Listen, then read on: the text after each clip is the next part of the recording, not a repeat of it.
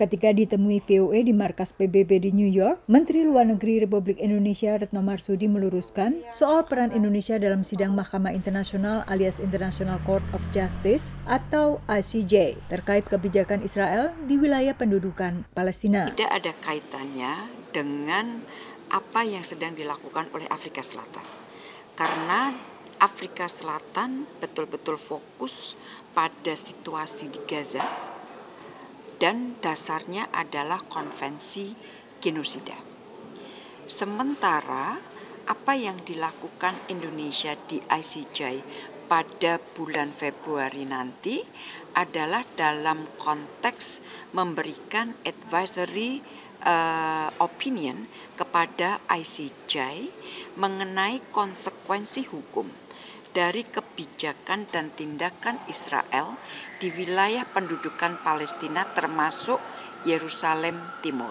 Menlu selanjutnya menjelaskan permintaan kepada ICJ disampaikan Majelis Umum PBB jauh sebelum perang Israel-Hamas mulai Oktober. ICJ kemudian mengundang negara-negara anggota PBB untuk memberikan masukan berupa pandangan hukum. Selain Indonesia, ICJ juga meminta pendapat puluhan negara lain, termasuk Amerika Serikat.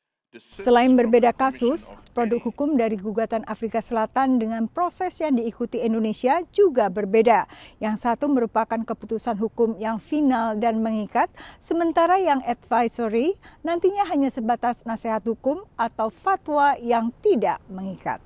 Meski demikian, menurut para ahli hukum internasional, fatwa pun bisa menjadi landasan PBB untuk menentukan legalitas pendudukan Israel dan menambah tekanan internasional kepada Israel, seperti diungkapkan salah satu pakar hukum yang diminta masukannya oleh Kemlu. Yang lebih penting Indonesia adalah bagaimana Indonesia mengartikulasikan argumen-argumen legal yang sahih dan persuasif ke 15 hakim di Mahkamah Internasional itu, supaya sampai pada suatu pendapat hukum yang fair, yang adil. Kan? Proses di ICJ bisa berlangsung berbulan-bulan, menurut mantan pelapor HAM PBB untuk wilayah pendudukan Palestina.